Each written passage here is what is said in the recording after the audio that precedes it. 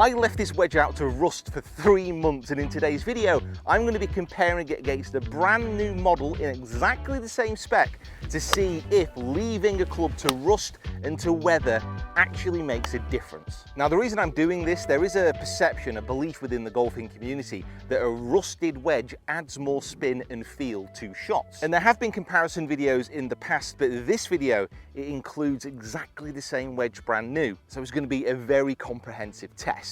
And get down into those comments below. Let us know if you use a rusted wedge and why. And this wedge does look like it is about 300 years old, apart from the chromed up loft. And this is a very exciting moment for me. I get to unwrap a brand new golf club. Did you ever learn to do this as a kid? Fly stuff across the classroom? Did not mean to hit you in the face. You're not allowed to sue me, you signed the contract.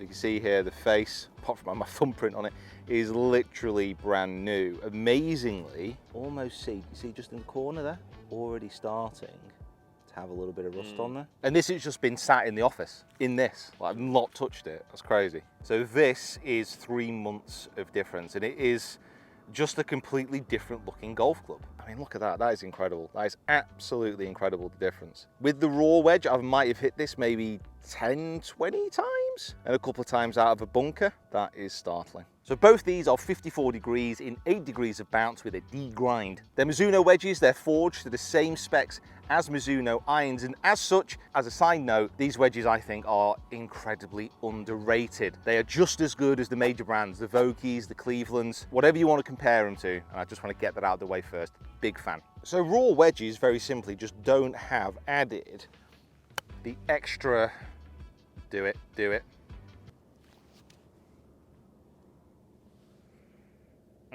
the extra bit of chrome plating which protects them from the elements. They're the preferred wedge on tour, but I actually don't think that has anything to do with spin. I think that's just purely on looks. You know, the dullness of this face, it doesn't reflect the sunlight. It's not going to matter much to me back in Manchester. Now, there are other wedge companies that do make raw wedges. If you think about the milled grind wedges from TaylorMade, that's a thing. They have a raw face, and they say that the inherent roughness of steel compared to chrome, that is what helps add backspin. But you've got to remember, TaylorMade are in the business of selling wedges, and a lot of the research that I've seen, it doesn't add a lot.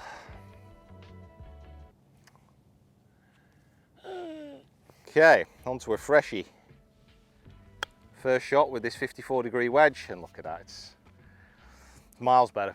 For me, the look is just so different. You know what, actually, I don't know if it's just the difference in the look. It does feel slightly softer, actually, this one. So what I'm going to do is I'm going to get the quad out, and I'm going to be testing this on a 50-yard shot, a 75-yard shot, and then a 100-yard shot to see if those... How can I go from that to that? To see what these differences are. I think around the green, I mean, am I going to see much of a difference? Not really. The ball I'm going to be using for the test is the Bridgestone RXS that have been kindly donated by Fred and Hannah, who I'm here with from Short Game Gains. Whirlwind Golf Club as well, by the way. So nice. Look at this. Look at this we've got. Look at this. Yeah, look at this. This is all of ours. A couple of geese. Absolute golf pornography. Anyway, let's get in some shots. So these wedges use boron and are one-piece grain flow forged. So it's just like the Mizuno irons, which have been produced at the same factory as the wedges now in Hiroshima, Japan. Now that's been going on since 1968, and everybody knows how good Mizuno irons are, and these are just as good. My main concern with a raw wedge is how quickly it looks, well, battered. If I spent upwards of £150 on one of these Mizuno wedges, I would prefer if it looked like it hadn't spent years abandoned in a farmyard. But everybody, get down into those comments and let me know what you think about raw wedges.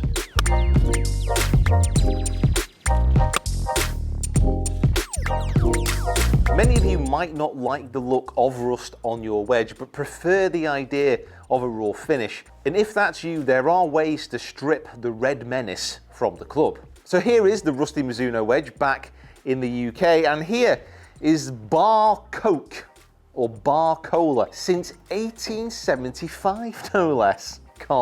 You cannot be telling me that people have been drinking this for almost 200 years. God, 1875, how many years is that? Anyway, it's a long time to be shoveling this much sugar down children.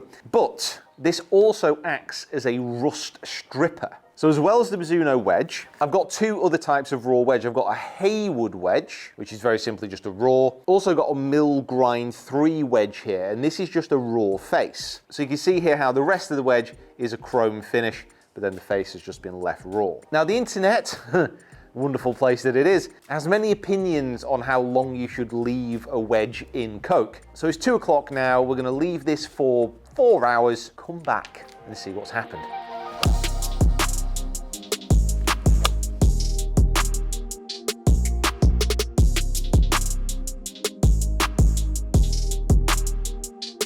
All right, last shots here, 100 yards with the rusted wedge. So far visually, I've not really seen much of a difference. Maybe a lower launch with the rusted wedge, but that might just be me.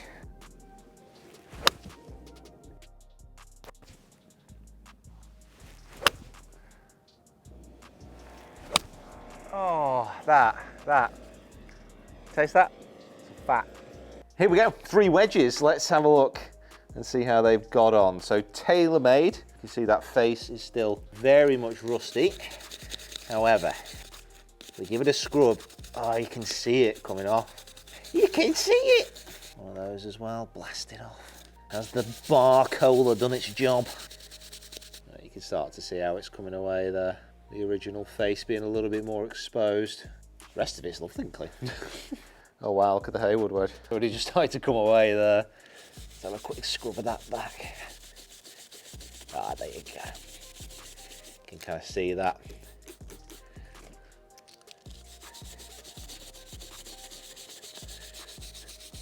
Bar cola, tastes horrendous, but removes rust. The one we've all been waiting for, look at this. The one we've all been waiting for, the Mizuno. So, face is a bit cleaner. The back, oh, you can see, start to come away there. This might take a few minutes though.